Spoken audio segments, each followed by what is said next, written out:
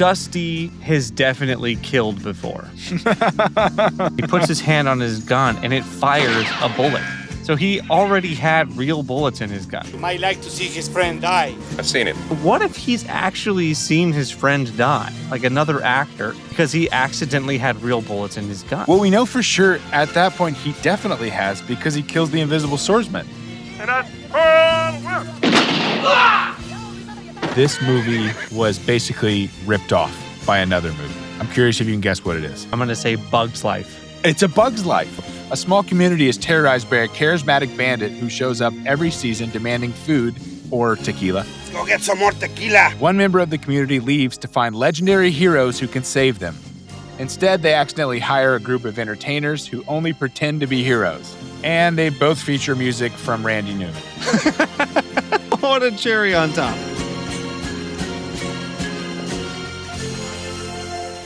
Hey, welcome back, movie listers. I'm Matt, and I'm a doctor. I'm John, and I'm a filmmaker. This is very weird for me to do this backwards, but this is the Matt Takeover episode. Matt is always having to go through my picks, the movies that I think that he should watch, and finally, every once in a blue moon, we let Matt pick. So, Matt, what's the movie we're watching today? The Three Amigos, one of my all-time favorite movies, maybe my favorite comedy movie ever. I love this movie so much. It's so funny start to finish. I'm thrilled to get into it. Amazing. Well, we have a jam-packed show, guys, and so we're just going to jump right into it. Somehow, if you missed the comedy classic Three Amigos, let us catch you up on what happens in it. Three washed-up silent film stars, Lucky Day, Dusty Bottoms, and Ned Needlelander, are fired from the studio that made them famous. After receiving a mysterious telegram offering what they think is an enormous payday for a personal appearance, they travel to the tiny Mexican village of Santa Poco. The problem?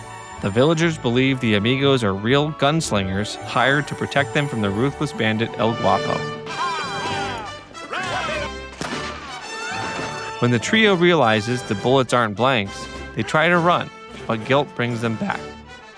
With almost no actual fighting skills, they have to rely on the only thing they do know, putting on a show, to convince an entire gang that the legendary Three Amigos are finally real. All right, so I just want to top this off saying Dusty has definitely killed before. And I think I have a pretty compelling case for it. I'm excited. Yeah, so when they finally decide that the Amigos are no longer going to just be actors and they're going to actually be gunfighters, Yep. Ned starts off, he's taking the blanks out of his pistol and loading in real bullets, right? He says, all right, are we men or are we mice? We got nothing to go home to. Let's go take on and be, the Three Amigos for real. Right. And then Lucky Day comes over and joins him on that side of the line. And then Dusty's kind of reticent about it. He's hemming and hawing. And then he finally decides he's going to go over. And he puts his hand on his gun and it fires a bullet. And we know for sure because it breaks a vase in the background. Right. Right? So he already had real bullets in his gun. And then toward the end of the movie, when Ned's about to have his gunfight, El Guapo says, hey, let Dusty stay here. He might like to see his friend die. And Dusty says, I've seen it, which we assume means because they're actors, he's seen Ned die before in one of the movies. Right. But what if he's actually seen his friend die, like another actor on stage, because he accidentally had real bullets in his gun? And we know this is potentially a problem because Lucky Day, when he actually gets shot, he goes and takes a real bullet out of the gun and he recognizes this is a real bullet. He goes, You're in a lot of big trouble, mister. Yeah. Like, I think Dusty has killed before. Well, we know for sure at that point he definitely has because he kills the invisible swordsman. And I will be dead, son. Great! You killed the invisible swordsman! By the time he says, I've seen it, yes, we do know that's true. Right, and at the very end. When they break into the fortress, he also throws a rock and kills a guy. I'll throw a rock and distract him. Okay. But I would throw it out there somewhere, maybe toward that tree. I know. Try and hit that cat. No. In the dry riverbed. They're sneaking. So Dude, he is on a killing spree. he's going nuts, dude. Dusty's berserk. Wow. Yeah. So just something I noticed on my 45th watch through of this movie. I Yes. think Dusty's a killer, dude. I love that. Yeah. Yeah. Speaking of the 45th watch through, I'm always looking for details, things I missed, right? And I'm like overanalyzing it, probably, definitely. And so this time through, I was trying to attach meaning to everything, right? And it's the very beginning when it shows Mexico and it says 1916. And I started doing some research. What was happening in Mexico in 1916, right? It doesn't tell us exactly where they are, but we always imagine Mexico as a huge desert. It's mostly green. Like Mexico's a very green country. So Mexico only has 2 deserts and it borders America, right? And so we know that this movie is somewhere near New Mexico or Arizona as far as bordering the United States. And so that brings me to this. I have a theory. I think the Three Amigos accidentally helped the Allied powers win World War I. Hear me out on this. So the movie's set in 1916, right? So this isn't random. 1916 was one of the most politically volatile years between the United States, Mexico, and Germany.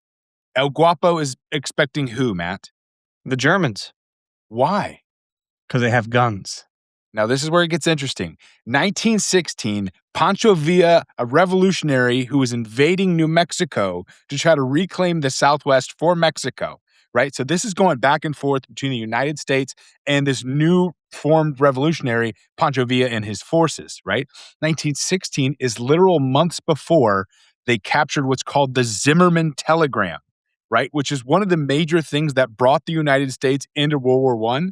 It was an intercepted telegram between Germany and Mexico that they were conspiring against the United States to reward financial support to Mexico to convince them to go to war against America so that America wouldn't join the Allied forces. So they wanted them to stay busy back at home, right?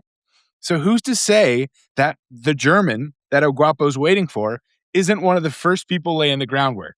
And that El Guapo isn't part of the revolution, or honestly, even Pancho Villa himself, right? El Guapo is obviously not his name, it's a nickname. And Pancho Villa was known for being good in front of a camera. And why do So- these been He's the handsome exactly El El Guapo? Guapo. And why do these banditos need military grade rifles anyway? And so without even realizing it, I think there's a solid chance that who comes in to save the day? The Three Amigos. Think about their slogan. Wherever liberty is threatened, you will find the Three Amigos. History remembers Blackjack Pershing for pushing back Pancho Villa and protecting Arizona, New Mexico. Nobody thinks Lucky Day, Dusty Bottoms, and Ned Niederlander for potentially saving the world and helping keeping liberty in place. Line. Wherever liberty is threatened, Wherever liberty is threatened, you will find the Three Amigos. Obviously, this movie went through a bunch of different revisions, and like any movie, stuff gets cut. One of the things I read, which is a early version of the script that didn't even make its way to production, had a joke, which honestly is like one of my favorite jokes never seen on camera in this movie. So basically, while they're living in the mansion that they talk about, that they obviously get kicked out of, they all are in love with their maid, right? So first we see Lucky, and he's kissing the maid, Katrina. And he's like, do you want to repeat last night? She's like, yes. He's like, how about 10 o'clock? She's like, I'll see you at 10 o'clock, right? And then Dusty comes in. Same thing. She's like, how about 12:30, right? And then Ned comes in, kisses her, and he was like, how about we meet at 1 a.m.? So they're all having an affair with their maid. And when they get kicked out and they go, man, we have nothing. And Lucky goes, at least I still have Katrina. He goes, you don't have Katrina. I have Katrina. He goes, you don't have Katrina. I have Katrina. Which is such a funny joke to me. And it was completely cut from the movie. That's a shame. I mean, yeah, it does take a bit of like a setup to make that joke. And I know It like does. when they were trying at the end of the movie to cut it down, they were Right. like looking for stuff they could cut out that wouldn't affect the overall plot. So I think a lot of stuff was left on the cutting room floor for this. For sure. And you know, I would love to see an uncut version of the Three Amigos, like again because it's my favorite comedy movie ever. Like, Right. I would love to see all the little jokes and things they cut out. I know that there were Yeah. some things that they cut out initially that they don't have the footage for anymore. Like it's been lost, um, which is a real bummer. Because Yeah. I mean, like I would give a considerable amount of money just to see those things. Definitely. You know, The I mean, unreleased Three Amigos. yes, the extended edition, dude, 3 Right, hours long. right. I like 100%. and like they're living in the mansion and they get all their outfits and costumes and everything. But Right. apparently this is how they're being compensated for their work. Like they're not getting paid. And this is made clear in their conversation Right. you know, with their boss. Where Dusty says, "I'd like to continue working for free." Zero. Zip. It's what you're gonna have when I'm through with you. I'd like to continue to work for free, Mr. Flugelman. And you know, they all get kicked out. Mr. Yeah. Harry Flugelman. Yeah. And that Joe Montaigne. The great Joe and that Montaigne. in that whole exchange, one of my favorite like little jokes. Like, there's so many little tiny jokes in the movie, but There one of my are. favorites is when he says, do you ever remember hearing the term nada in all those Spanish movies that you've made? And Dusty says, "Isn't that a light chicken gravy?" And then Ned's like, he's like, "It means nothing." That's funny. It just shows you how little these guys know. I like chicken gravy. I love John Lovitz's appearance in that scene, which is perfect for this because John Lovitz is like one of the only surviving actors that still has a transatlantic accent somehow. And at the end of the picture, your friends. That's a like great point. Right? Like he's like, Shane. Like somehow he still has like the 40s accent Right. in modern day. At first, I made Cochise. You think he's a John terrible Lovitz. guy. Right. He's not even doing a voice. Everybody else is kind of doing like we're in the 20s and the 30s. He's just John Lovitz. Right. Exactly. That's great. By the end of the movie, your friends. I love Joe Montaigne. I still think I always go back to Baby's Day Out for him. That's the one. It's just the only one I can like. I know he's in like Godfather and he's in some other ones, but that's the only one I can just like reliably think of him in. There was one of the lines in there. I know we're deviating here, but one of the lines in there when the guy's chewing his fingernails and spitting it, he goes, "Do you have to do that?" He's like, "I like to be well maintained." He goes, "Do you have to spit?" He goes, "I don't know about you, but I don't swallow pieces of my body." Baby's Day Out, underrated movie. Check it out if you haven't seen it. It's probably properly rated, to be fair, but Your love for that movie is beyond me. I love that movie. I don't know why, but I do. I love Baby's Day Out. You know, when they go to send the telegram, I looked this up. This is an interesting little tidbit. Okay. But in 1916, 100,000 pesos was worth about 50,000 American dollars. And $50,000 in 1916. At the time. Yes. Okay, gotcha. Yes. And then in $50,000 in 1916 would be worth $1.5 million today. So the little village of Santa Poco is offering $1.5 million to come and fight off El Guapo. And so like later on in the movie when they're talking about how to split up their share, you know, and there's like, I'm gonna buy a big shiny silver car. Right. And Dusty's like, I'm gonna go be a big shot for a while in France and, you know, tour Europe and blah, blah, blah. Yeah. And then Ned's like, I'm gonna start a foundation for homeless children. And the other guy's like, oh, yeah, I mean, obviously. I would do that first, and then I was gonna buy the car. That's so funny. It's a significant amount of money. I'm gonna start a foundation to help homeless children. That occurred to me to do that at one point. Oh, well, I meant that I would do that first, and then I would get a big shiny car. It's a lot of money. Yeah, and which is, I always wondered because, like, the guy who's doing the telegram doesn't bat an eye. He's like, yeah, okay, yeah, $1.5 million. But then they don't have enough money to actually send the telegram, which is how we kind of got in this place in the first place. Like, isn't that wire fraud? I don't know if the telegram counts as that, but that seems like the wire telegram doesn't fraud count. back then. They were lying. But yeah, they get kicked out of the studio, leading to probably one of my favorite jokes in the movie, which is when he climbs up on the wall and he's trying to get their attention.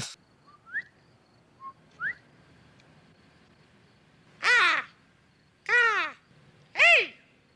You two! You! Look! Ha! Look up here! Look up here! Look up here! He's making the bird sounds like, and it goes for so long and gets more and more just egregious. Look up here! Look up here! Look up here! And they're just on the ground like, hey, you guys! Go! Hey, you guys! Which, like, how did he get inside in the first place? Right? He climbs the wall from the inside. Does he? Did he? Yes. I did he didn't just notice stay that. in there? And what was even the point of that? Like, he didn't help them up. So I think this is just one of these movie things that happened with no point. Just so the joke Worth can it. land. Worth it. Definitely worth it. This is such a good joke. Yeah. Yeah. Hoo, hoo, ha, ha. Whippoorwill, whippoorwill. Look up here. Look up here. Actually, the fun little fact, I don't know if you noticed this, the billboard behind him is for Dueling Cavalier, which is the movie in Singing in the Rain, which ironically is kind of about the transition from silent films to talking films, which brings me to my first oh yeah, right. How do they know how to sing and dance? They're silent film stars, yet when they do My Little Buttercup, they just have perfect harmonies. That doesn't make sense. Why do they know how to sing so well? There's no audio. It's 1916. There's no audio in films. I will settle down in a cottage built for two. Dear little buttercup, I love you. I mean, maybe they were stage actors at some point. Maybe, but They I don't know. They don't explain that. Interesting. I mean, yeah. Interesting thing about the Dueling Cavalier, they actually shot a scene, like an intro scene, where the Amigos. It was like a oneer where they would follow them through the studio, and they were supposed to show a bunch of different scenes in the background of different movies being made, and they were supposed to show a scene from the Dueling Cavalier as the last scene that they showed, where one of the women actresses is swooning and such and such, but they've actually shot it and it ended up getting cut later on in the movie. Probably because it doesn't make any sense. That movie takes place in like 1936. So it was like 20 years later, right? I mean, that's part of it. We'll get into talkies that a didn't little bit happen later. for like another 2 decades. Well, we'll talk about that in a minute. We'll get there. But they did actually incorporate that into their movie more than just the billboard. They will not help us. No one will help us. Rodrigo, you must have faith. The Holy Mother will help us. So, and then Carmen, who's the woman who's sending out the message, she says Mary will provide or whatever it was, and she goes in the church, right? Which is interesting. They're watching the movie in the church, but I guess it makes sense. It's probably the only place like big interior that has a organ, and honestly, to me, that was one of those moments where, like, in her defense, it's kind of fair that she thought it was real. Because, like, this is 1916. This might be the first time she had seen a movie ever, right? At the very least, she probably thought all of them were real. I mean, like, around this time, like, Arrival of the Train, you ever heard of the legend of the Arrival of the Train? Like, one of the first movies they show in theaters. It's literally just a train pulling up to the train station. And the legend is when it pulled up, everybody in the movie theater jumped out of their chairs because they were only used to seeing that in real life. So in real life, seeing a train to come towards them, instinctually, they all just like leapt because they just didn't understand the concept of movies. So it would make sense that Carmen in 1916 seeing this doesn't understand the idea of fiction visual storytelling. She thinks that they're actual heroes. So, I mean, that's great. In her defense, that silent film, the more times I watch it, the more I like it. I love that every single one of them like takes a beat to look right at the camera. Especially Lucky Day when he ropes the guys and hoists them up. He's like,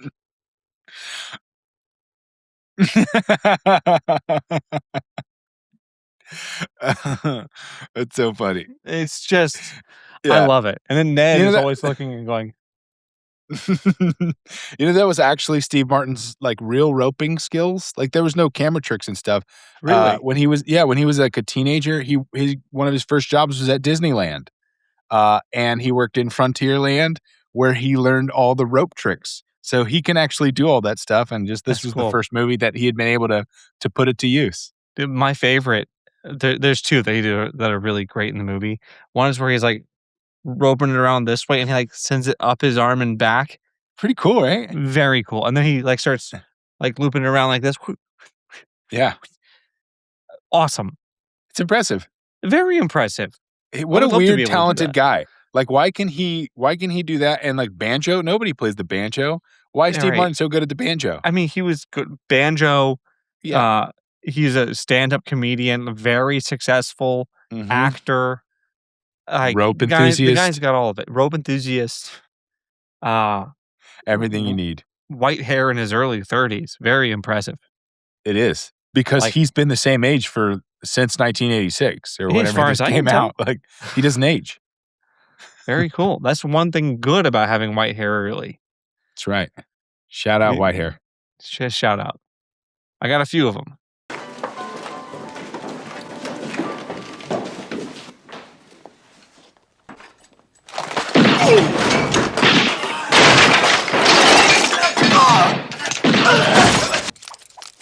The German walking into the bar and just lighting the place up when they insult him. And then that leading to everyone being nice to the Three Amigos is one of the best bits of writing I've ever seen. It is. I mean, it's incredible. Because there's no other way you can have the Amigos show up and make it seem like they wouldn't get laughed out of the room. You know what I mean? Like they're wearing these enormous sombreros, very Yeah. ornate, like bedazzled clothes. Yes. And then all these like rough, gruff cowboys just are terrified of them. Yes. And that's because they have those little, mother of pearl guns. Right. And like that's so funny. Just intrinsically is so funny. The whole that whole gimmick, that whole gag of just them being actors. And I know there's like a few movies that have done this, but just that whole thing is always funny to me. And so like as I was watching this through this time, I watched something recently with my kids, and there was an aha of that this movie was basically ripped off by another movie. Mm. I'm curious if you can guess what it is. My first guess would be Galaxy Quest. A bunch of actors who get That's- taken up thinking that they're Yeah. real heroes, and then they actually become real heroes. That's a good guess. This movie, okay, I'll give you a hint. This movie came out a little bit before that, I think a year before Galaxy Quest. Timelines are not my strong suit, but I'm going to say It's Bug's fair. Life. It's A Bug's Life. You nailed it. All right. So I love that you got it. Literally, it's I think it was 1998. A Bug's Life. Here's what I'm going to do. I'm going to read out the plot of this movie, and then here's the fun thing. If you guys are watching, I'm sure we'll put up some videos. If you're listening, close your eyes and just imagine either movie. They're interchangeable. Ready? Here you go. A small community is terrorized by a charismatic bandit who shows up every season demanding food or tequila Let's go get some more tequila. and reminding everyone who's in charge. They come, they eat, they leave. They come, they eat, they leave. One member of the community leaves to find legendary heroes who can save them. Instead, they accidentally hire a group of entertainers who only pretend to be heroes. The entertainers think they've been hired for a performance, Wow, the infamous? Infamous? right up until the real bandits show up and everyone expects them to actually save the day. They immediately try to leave, realizing that there's real danger and they have no useful combat skills. I was just trying to help. Sorry. They feel guilty and come back to try to devise a plan. But the entire final plan is basically arts and crafts. The community finally realizes if one stands up to him, they all stand up to him. Somehow the performers end up being the heroes everyone thought they were, and they both feature music from Randy Newman. So what a cherry on top. Galaxy Quest can't claim that. Seven Samurai can't claim that. None of those, Magnificent Seven. Nope. Randy Newman. Boom. That's really what sells it, is the Randy Newman soundtrack. I mean, which honestly strong case is what makes this movie great. I mean, this is Randy Newman's only screenwriting credit. It's interesting. He's done a lot of music for a lot of movies, but this is the only one where he was actually involved in the screenwriting process. And his contributions were the anthem of the Three Amigos that they, the one for each other and all for one. Yeah. And then My Little Buttercup. Of course. And then he also, interestingly, has a voice acting credit in this as the Singing Bush. She'll be riding 6 white horses when she comes. I wondered if it was that. That's so funny. Yeah. That's Randy him. Newman. Yes, just Dang, scaled up dude. a bunch of octaves. You got a friend in me. He's like singing every famous song ever. Yes. So that was Randy Newman, his only screenwriting credit. And I mean, he gave us My Little Buttercup, which thank God he did. Is an absolute masterpiece. It really is. And it's honestly, it's like one of the best scenes, just period. I keep watching it over and over again in preparation for this. I think I've run out of notes or anything to say about it. It's just so entertaining. It's perfect. Like to what you were saying earlier, just the setup of it. Because I mean, honestly, like put yourself in their shoes. Can you imagine if someone came in and murdered your friend, like murdered the toughest guy you know, and then said, "My associate's coming, and he's worse than me." And then these guys walk in. Just the most like flamboyantly dressed people you've ever seen in your life. And then they start doing this number. And then they want you to take part in it. Right? It's the little butt shakes that they do. It's the moves when he ties the ribbon. He ties the ribbon around Martin Short's head. He's sitting in his lap. Jumps on his back. When they both sit in that guy's lap. He's like,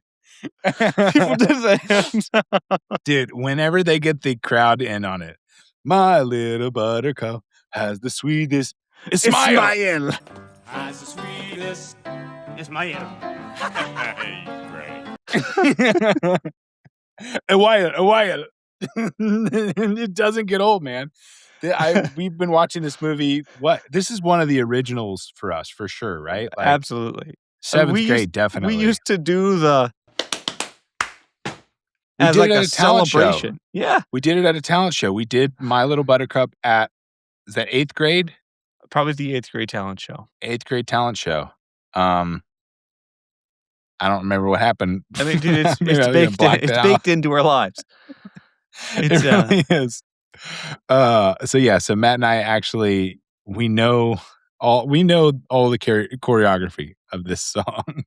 I almost did it with Michelle at my wedding. We almost did this. Honestly, dude, if you did, that would have been too much hurt for me to handle. You already pushed me off the stage, and then if you replaced me in My Little Buttercup, I don't know, man. I mean, it would have been. I think it was a our deciding friendship factor. It would have been the end. It would have been the end. Like that. It's the final straw. So we do follow up My Little Buttercup with another one. Like, this movie doesn't stop. It just keeps hammering you with jokes the whole time. Yeah. As soon as we finish My Little Buttercup, they go outside. They see the Tuppen 601 up in the sky. And they say, well, I wonder what it's doing here. And then Ned says, oh, I think it's a mail plane. And they're all like, oh, how do you know? And he goes, well, didn't you see the little balls? Little balls? I think it's a mail plane. How can you tell? Well, didn't you notice its little balls?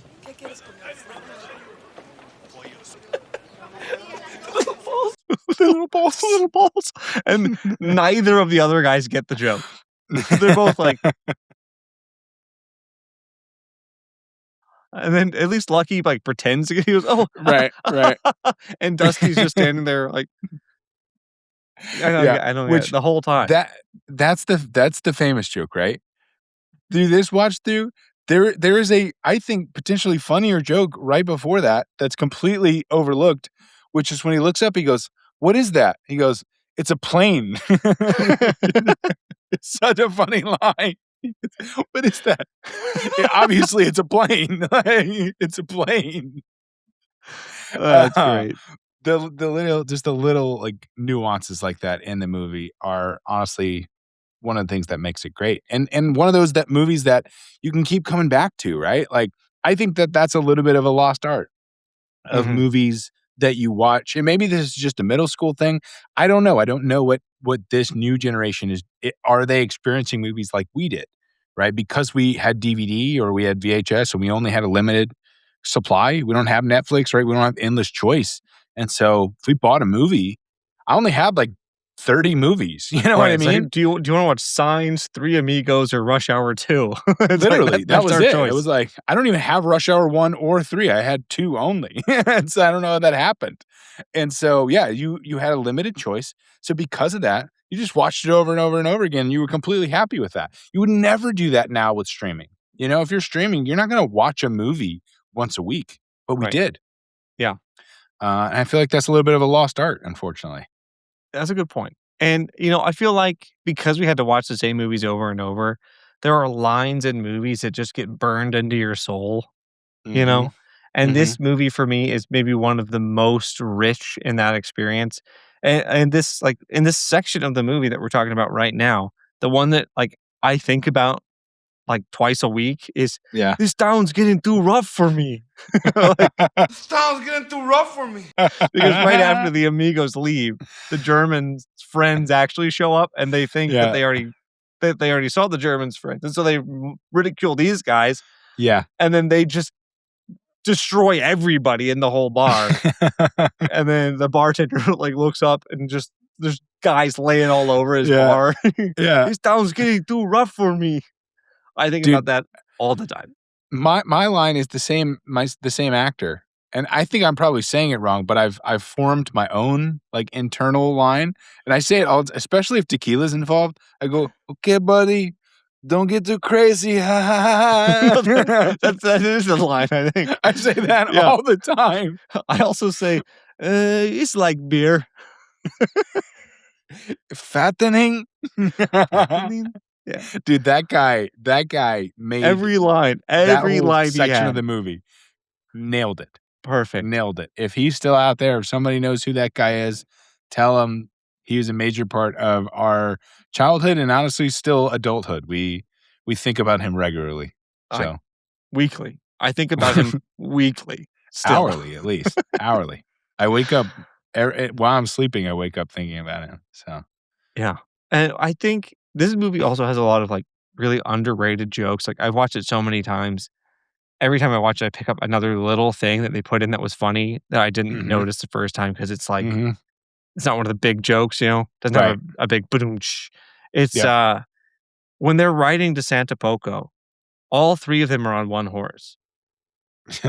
And they all have their huge hats on. So it's like it's way too like clustered up. There's big hats and like nobody can see anything. Like, and they're in the same bed. It's so unnecessary. That joke is so funny. They just keep doing it. They just keep finding different ways to do that. I love it. Man. It's so funny. Excuse us. We're not Mexicans. We're from out of town. And that scene, it also has one of the funniest jokes in the movie in general, which is they walk in and they're obviously like in their ridiculous outfits and they go up to the bar and they go to the bartender and say, "Excuse me, we're not Mexicans. We're from out of town."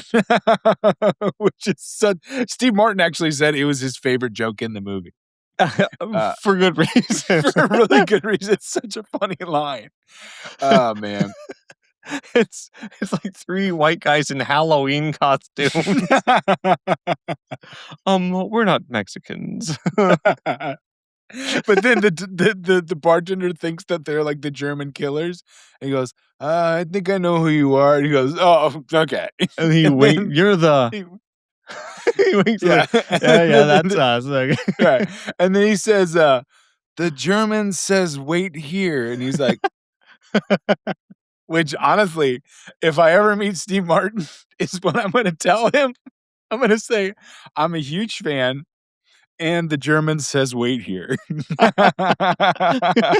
that's the funniest thing. Just in general, just the concept of meeting a super like celebrity and then saying something completely nonsensical to them. Then I'm in their mind. Then I'm in their mind. Yeah. The J-Man says, come quick. And up his ass with mobile gas. Envy, if you don't know the reference. Envy, also another underrated fantastic movie. Jack Black and Ben Stiller. Yeah, who knows? Maybe that'll be one of my picks one of these weeks. We'll see. That would be great. And try to sneak Baby's Day Out in there too. Dude, it doesn't mean what it does to you to me. I know. So I did notice, like, of all the movies we've been doing recently, there's been some patterns I've noticed, right? Orion Pictures, we did RoboCop a few weeks ago. Obviously, you got John Landis, Blues Brothers, one of my favorite episodes we've done. John Landis was the director of Three Amigos. Westerns. You have said so far, I mean, we did Butch and Sundance and Bone Tomahawk, that you're kind of becoming a Westerns guy. I think we have a type, honestly. Like, is this why you're into Westerns? Have you thought about that? Is Three Amigos part of maybe why you like Westerns so much? I would have a hard time making an argument against that. Right. I don't know. I am really acquiring a taste for Westerns as we go through through this movie list experiment. Yep. This is what it's doing to me. As you wear kind of a Western shirt too. It's I kinda did. like I picked this out on purpose for this movie. So all right. Shout out Sendero. Send us some gear. Sendero. This is the tag from my shirt. There you go, Sendero. Sendero, big kind fan. of a sponsor. Shout out Sendero if you happen to want to sponsor us. Yeah. I think I am developing a taste for Westerns. As I look at the movie list, we talk about what we're going to go over next week from time to time. Yep. And whenever I have a weigh in, I'm always so tempted to be like, oh, let's do Tombstone. Let's do, any of the other Westerns on there. But like, right. I really am itching to watch more of them. Just something about that, like this super talented guy rolls into town and solves some major problem and then moves on with his life. Like that, something about that story arc. Yeah. It's just so cool. It's so cool. Well, that's the hero's journey, So, I mean, like to some degree, the Western is like the modern Odyssey. You know what I mean? For America. It's like America's version of the Odyssey is John Wayne. You know what I mean? It is when we really found our hero archetype as Americans was, in the 40s and 50s with your spaghetti Westerns and your classic Westerns when you're like, yeah, that's an American. That's a guy who's uniquely American. Europe doesn't have that. Australia doesn't. Asia doesn't have that. That's us. And I don't know. I like it. Also, just Randy Newman in general, putting the music behind it. His music is so happy. I mean, you talk through all the different pieces, and his musical writing. Honestly, I feel like he's not like my favorite composer, right? I'm not gonna say that. But if I was gonna hire somebody to compose the soundtrack for the movie list, I feel like it would be Randy Newman. Right? Like, I feel like that kind of whimsical, fun, like, no, but no, we're down. That's a vibe for the movie list, right? I would completely agree with that. Like, kind of a whimsical, fun jazz. Right. Upbeat, kind of guitar-flavored thing. A little, boppy kind of thing. A boppy. Yeah, a little boppy kind of thing. I don't know. I like it. John Landis actually lost control of the final edit of this movie because he was on trial for 3 counts of involuntary manslaughter. So he could only work at nights because he's on trial during the daytime. For Twilight, right? For Twilight Zone. the Twilight Zone, the movie is what it was called.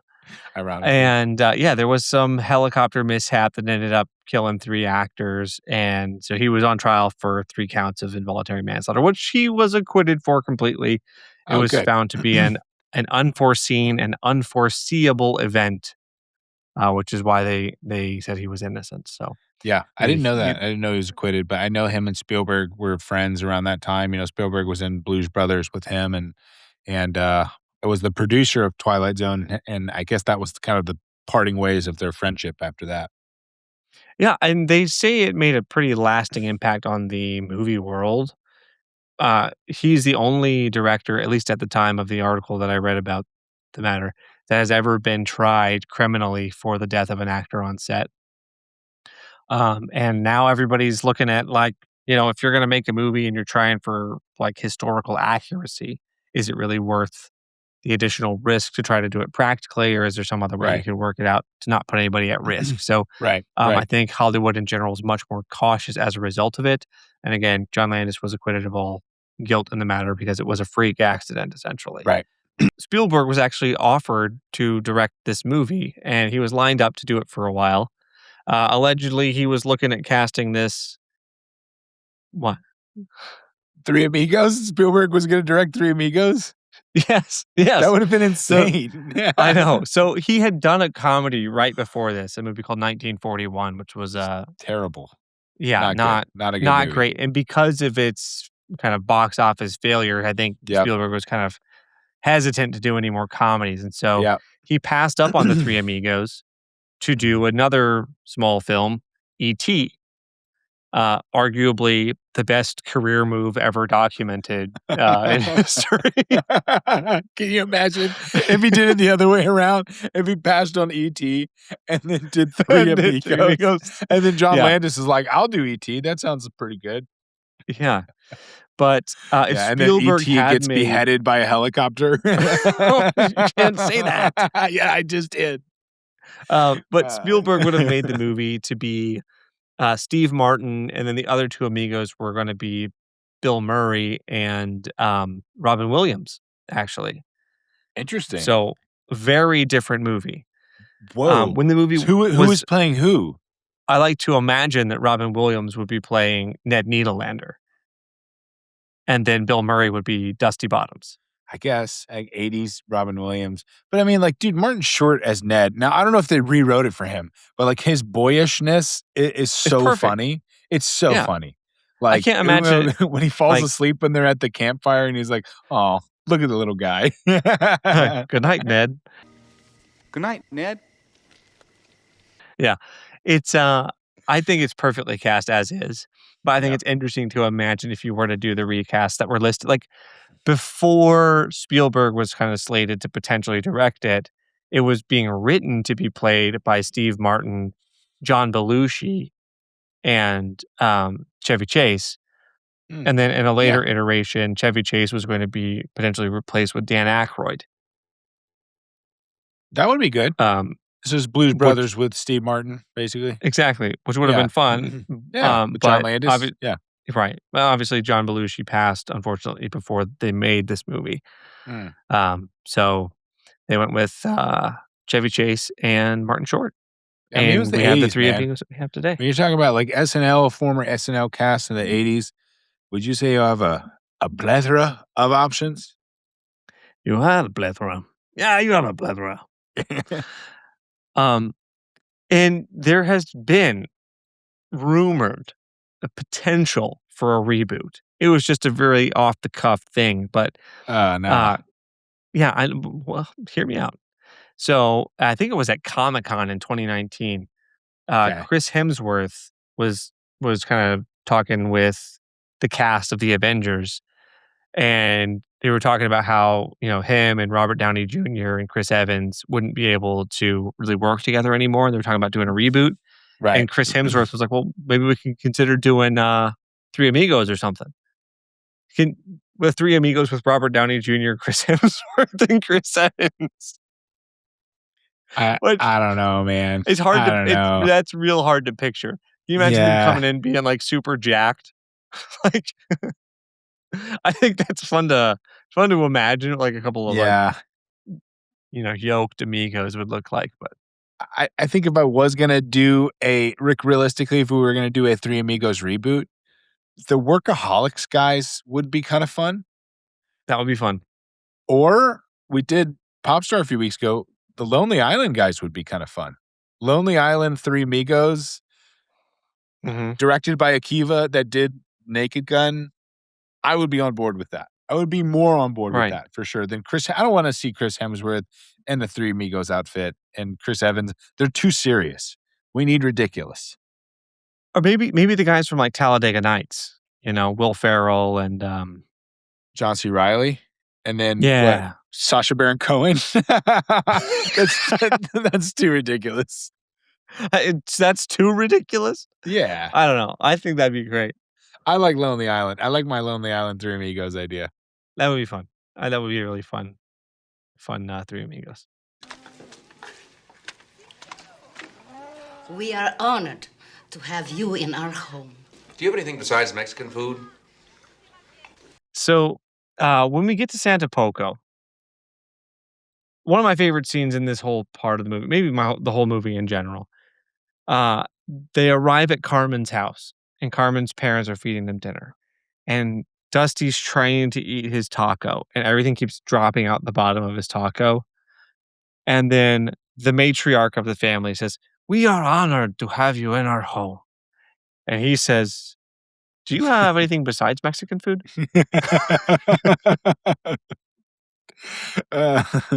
Chevy Chase doesn't actually get a ton of lines in this movie. That's something He really I noticed. doesn't. He doesn't. But that was one of the great ones. He did like the ones that he gets, he kills. Yeah. But yeah, I really think like Steve Martin and Martin Short got the best lines. But the ones he really gets, he really hits hard. Right. Well, the thing with his lines, like he doesn't get maybe the 100% great lines, but he doesn't get any below 80% greatness. And another of my favorites is when he swings into Carmen's room when they're invading El Guapo's fortress. And she says, "Okay, so what's the plan?" He says, "Well, the plan was to get in here and then rescue you.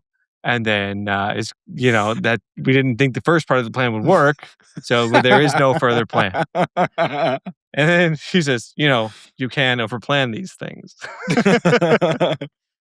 That's funny. You can overplan these things. Right. They're one of my favorites. They just planned to raid the fortress and they had no plan to escape the fortress. I love that. Because he definitely has my favorite line in the movie. Which is after like the first banditos, they run them off and they're all celebrating. And the girl's like, "Have you ever kissed a woman before?" He's like, "Yeah, of course." And she goes, "Would you like to kiss me? Maybe we could go on a walk and you could kiss me on the veranda." And he goes, "Lips are fine." Lips would be fine. Yeah. Lips would be fine. I do like that. It's such a funny line. She says, "Would you like to kiss me?" And he's like, "Oh, yeah, sure." And he just keeps playing the guitar. And she's like, and he was like, "Oh, you mean now?" Dude, in his song that he sings, that whole sequence is so ridiculous. The song that he sings. He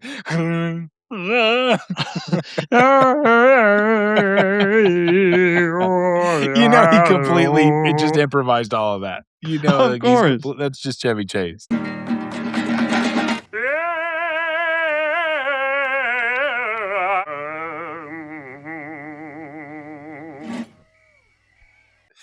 And everyone's just sitting there watching him. No, just completely expressionless. But like when they arrived to Santa Poco, and then you have those three bandits roll in looking for more tequila. Yeah. The first encounter between the bandits and the Three Amigos is unbelievably great.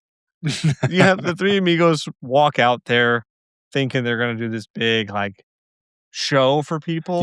Yep. And so they walk out and they do all this like footwork where they're like shimmying between each other, and then Lucky's like across the front, like, "We are the Three Amigos," and blah blah blah. And they all jump on their horses and like they're riding around, shooting their guns up in the air and all this stuff. They give these crazy insults. You know, you scum-sucking pigs, you slime-eating dogs, you sons of a motherless goat. Son of a motherless goat? And then those bandits go back to El Guapo. And, and he says, they called us scum-sucking pigs. Us! They called us scum-sucking pigs. Us! Why is that line so funny? Because they're like teeth are all rotted out and they're all greasy, like, you know, they're not hygienic at all, and they're like acting so offended by us. He called us scum-sucking pigs. It's so funny, dude. So there's this scene where they're at the party after they chase off those 3 bandits initially, and that's where you have, you know, Dusty's thing with the guitar and the anyways.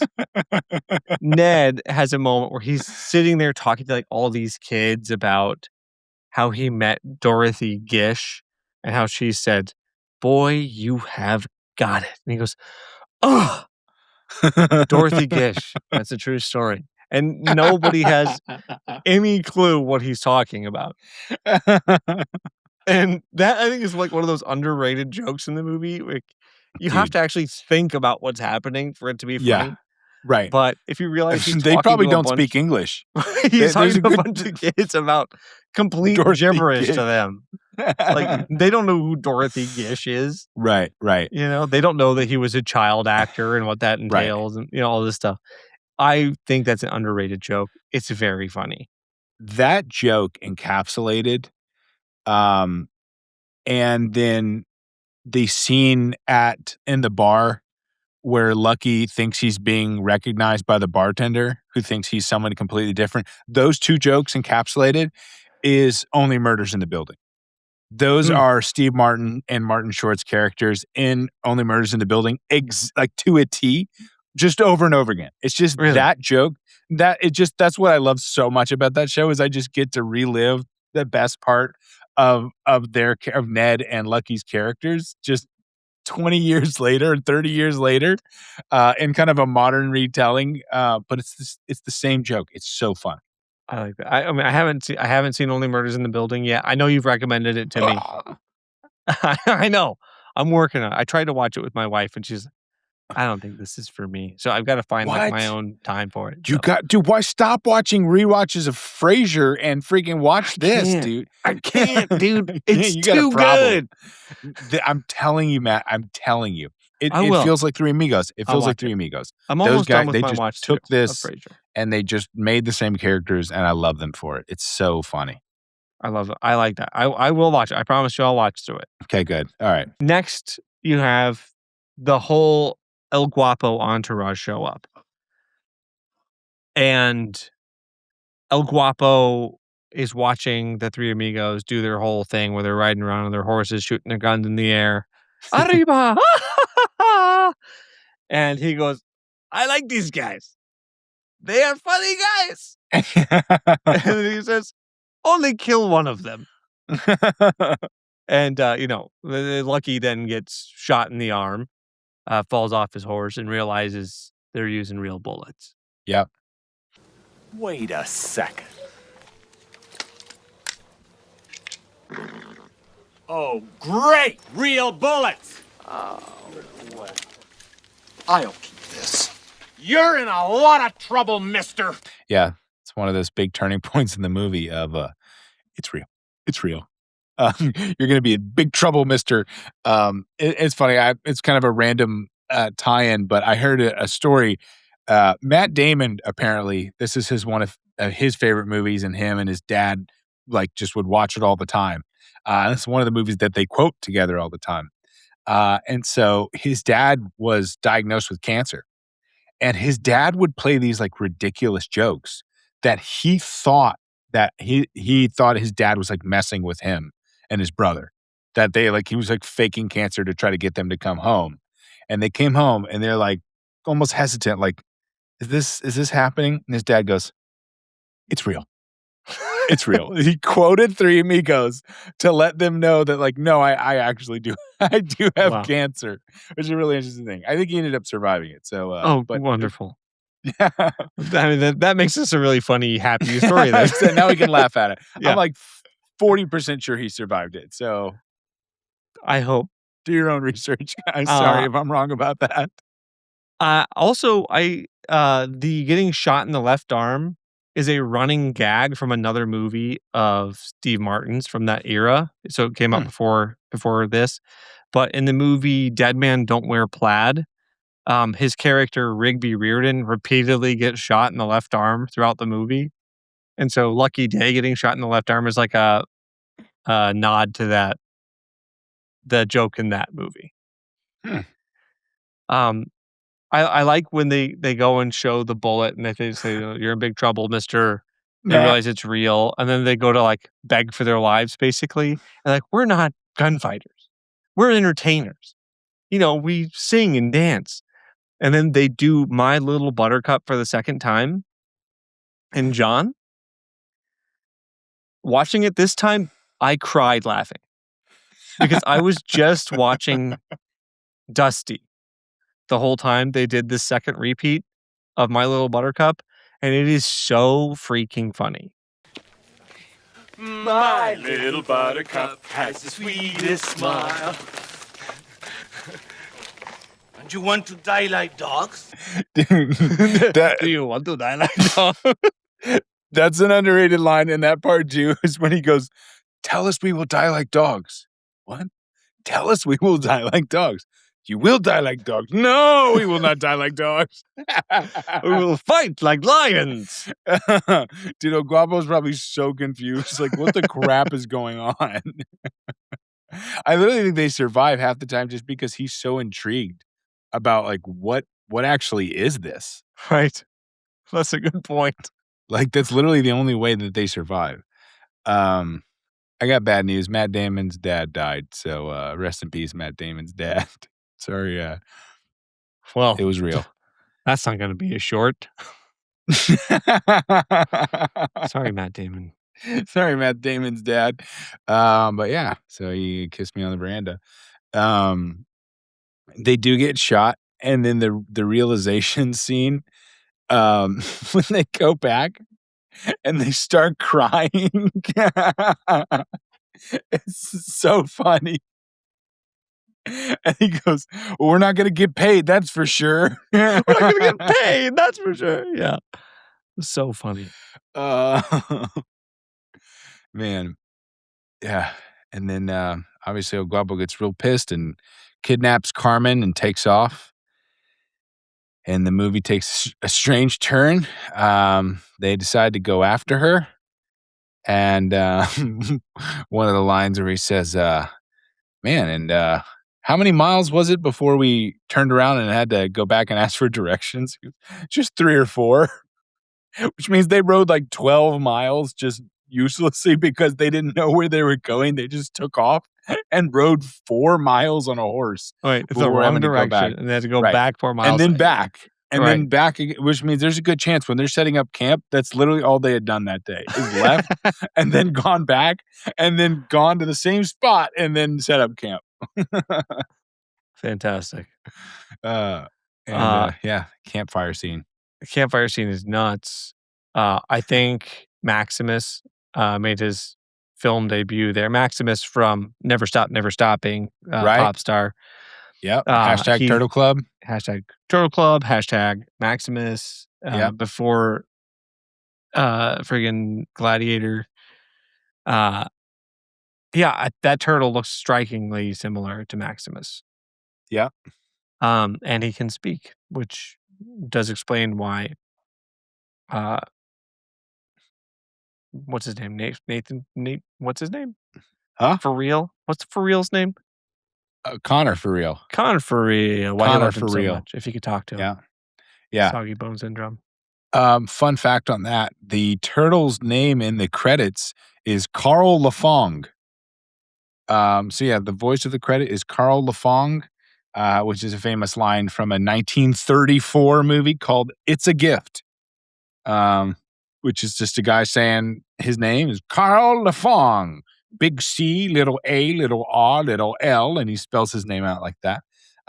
It's just like one of those lines. It's like one of us, one of us. It's just like a film people line is Carl LaFong. Like the Wilhelm scream.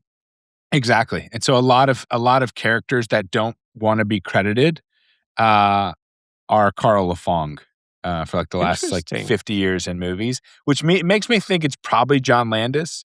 I don't know what John Landis sounds like, but it's somebody. It may be Lorne Michaels, but it's somebody's voice of the turtle who didn't want to be credited, which means it's probably the director or one of the producers.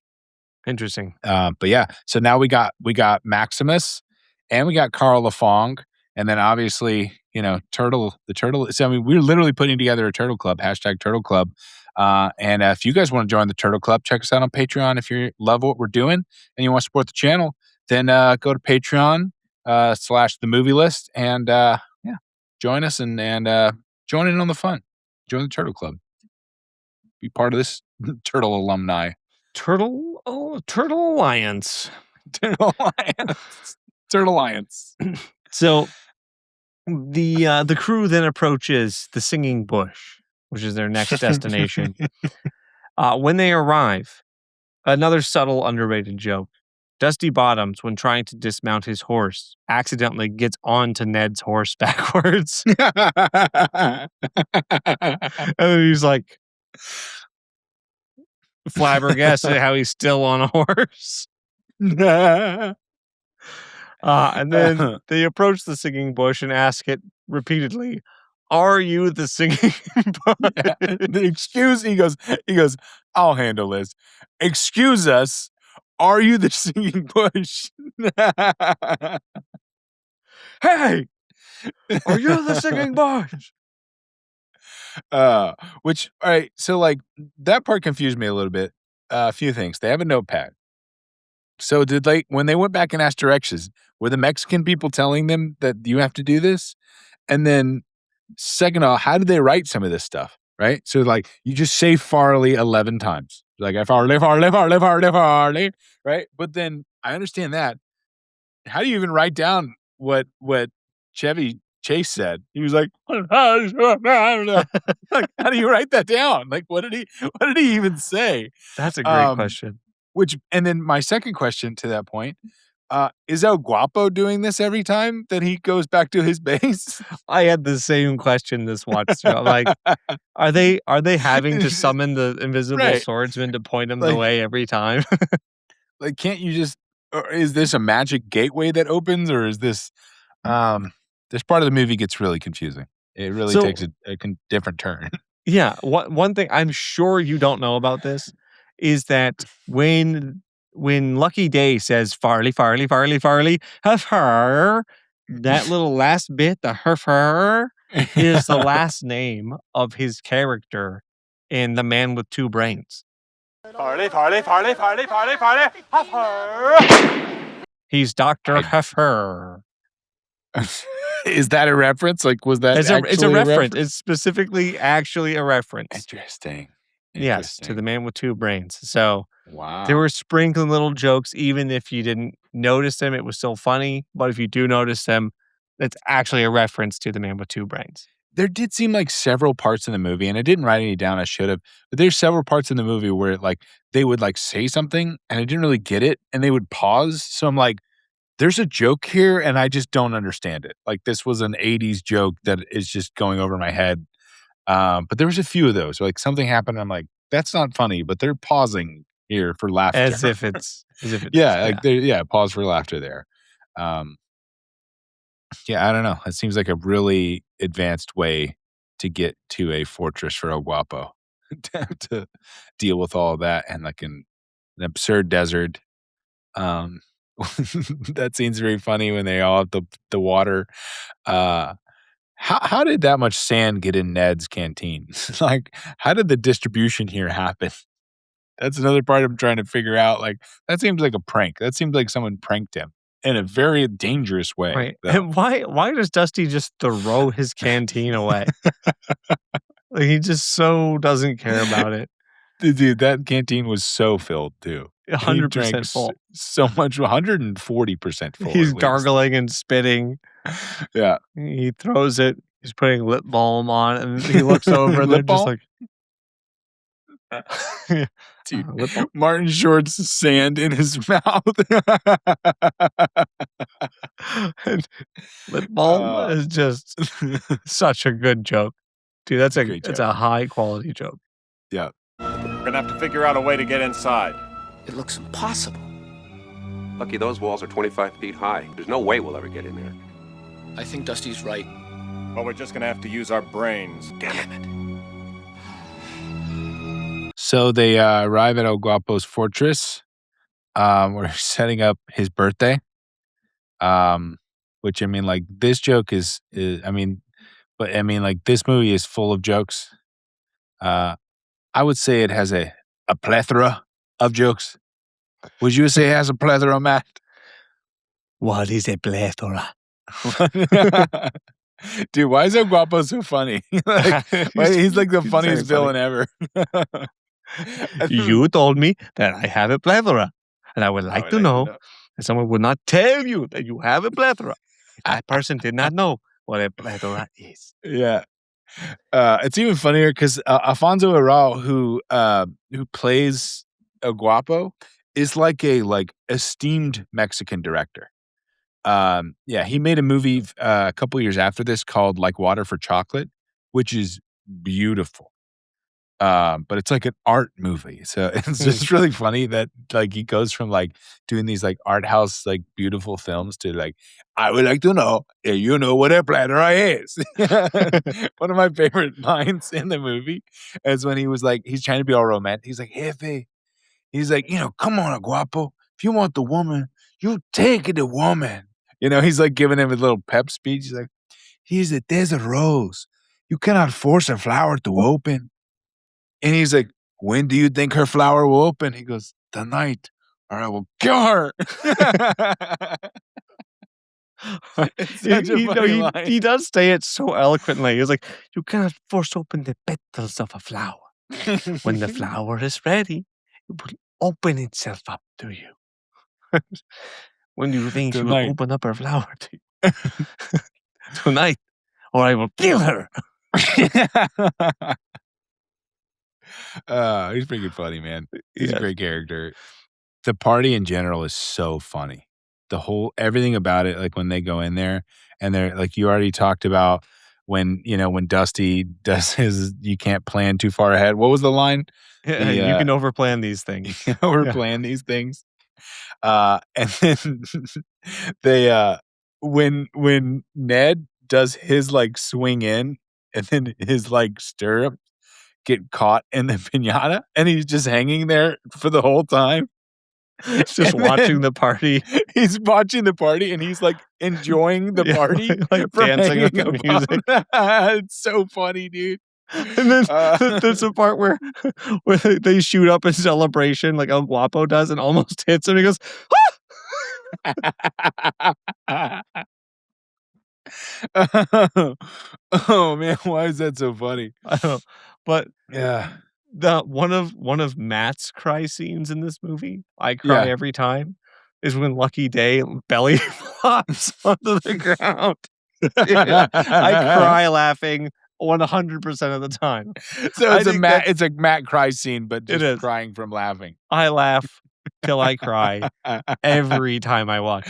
All right, let's test it. I'm gonna pull it up. It's so funny.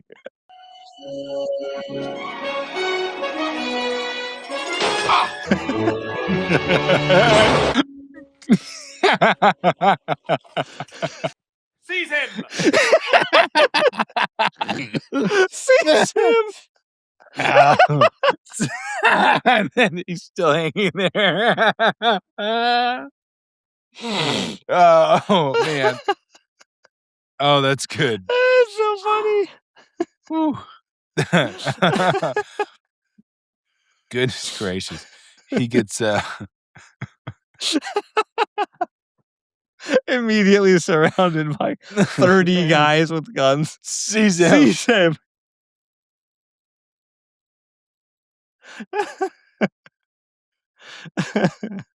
That's so funny, man. Oh my gosh. So obviously he gets sent down to the prison, and they just hook him up to this like bizarre torture like pulley system. Why did that exist? Like, why did they?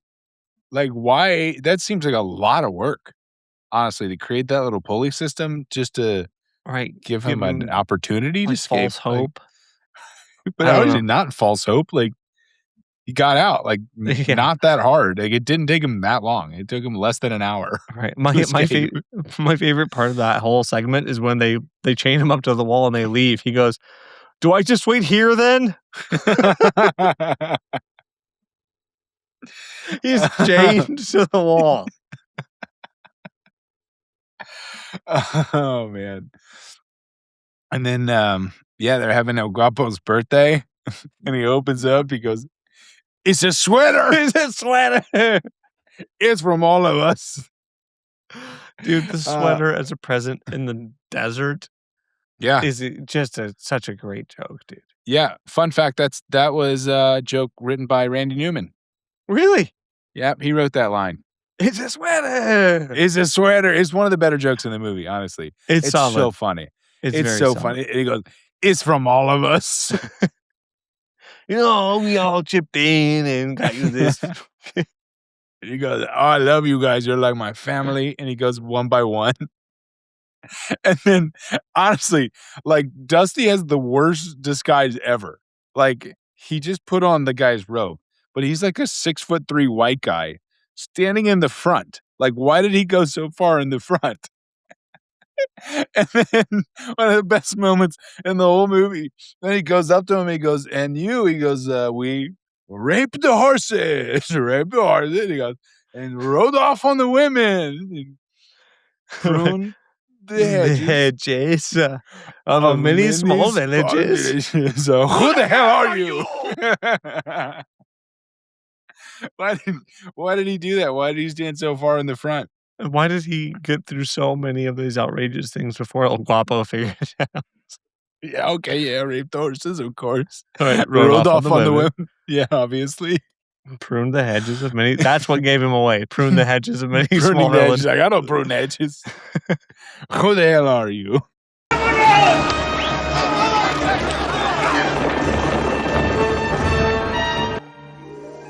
And then they rescue Carmen and, take off on their plane. And they come up with a strategy at the end. They're like, what are we good at? We can sew, right? And so they all create Three Amigos costumes to shoot at all of them. Except, like, how did that actually help? Like, the costumes. They could have just done that anyway, right? Like, what was keeping them from just doing that anyway? I think it's because it let them direct their attention to one specific place at a time. I think that's what gave them the edge. Okay, but, like, why did they need to make the costumes in order to do that? I think the same effect would have worked if just the regular townspeople. I guess you're right. I do like that they showed it to us from the bandits' perspective, where every one of them was one of the amigos. Yes, that was fun. That was cool. Especially the moment where they ran in there and, like, one of them ran in twice into the same building. Yes. That was fun. That is cool. And I guess really that was kind of reminiscent of, like, the old, like, silent film era, where somebody would run into a room and then run out, and, like Scooby-Doo style. Yeah. While playing yakety sax. Yakety sax, don't come back.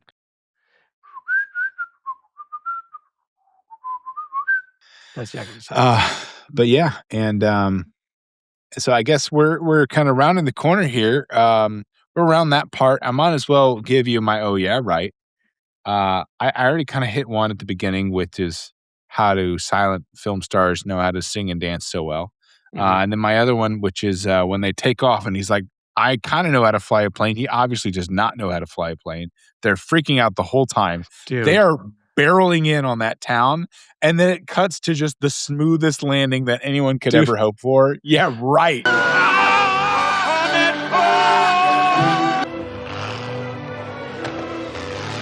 dude. Yeah, freaking right. He would barrel right through that church. There's no chance. They would all be dead.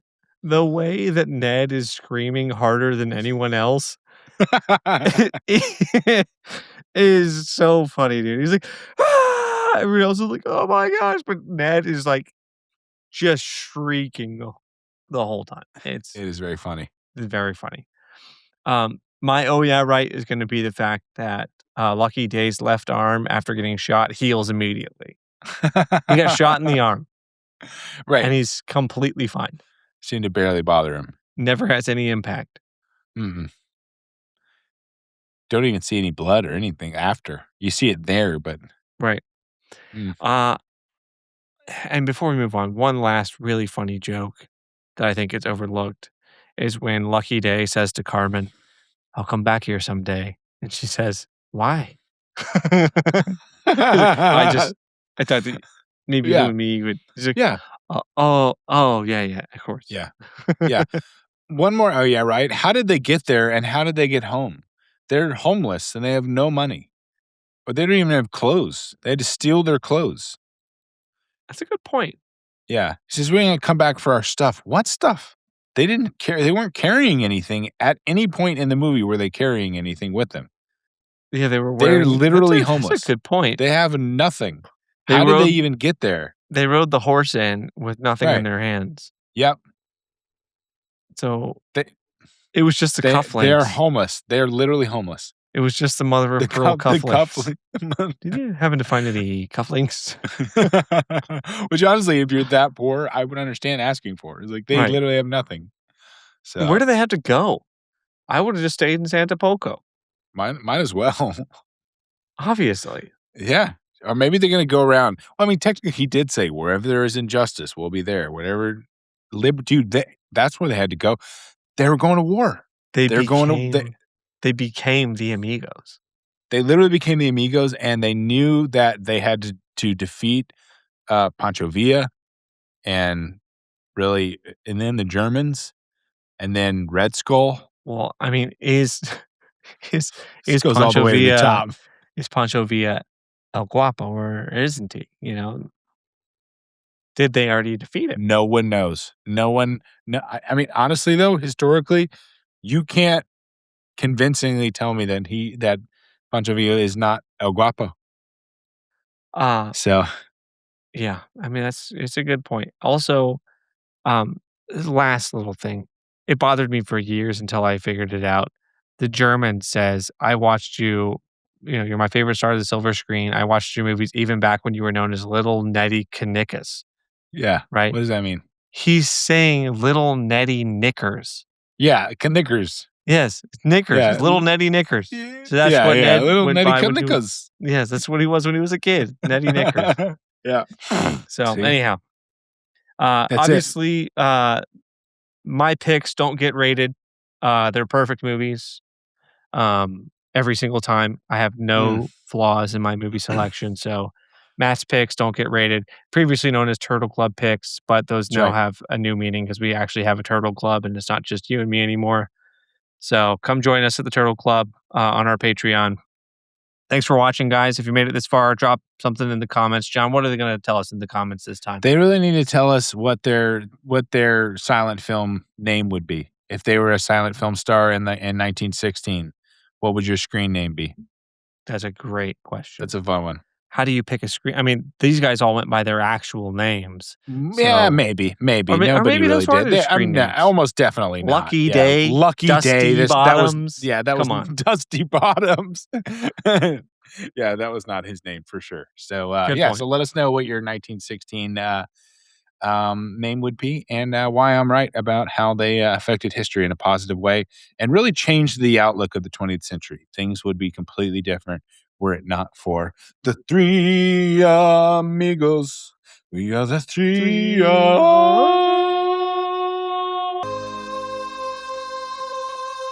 Amigos. And all right, guys. Amigos. Wherever we'll be. Thank you for watching The Movie List. We'll see you next week back here on The Movie List. See you guys.